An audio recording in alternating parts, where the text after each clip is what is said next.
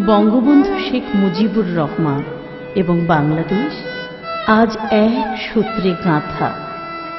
বাংলাদেশ শব্দ উচ্চারণ করলে তাঁর নাম ধ্বনিত হয়, তাঁর নাম উচ্চারণ করলে বাংলাদেশ ভেসে ওঠে।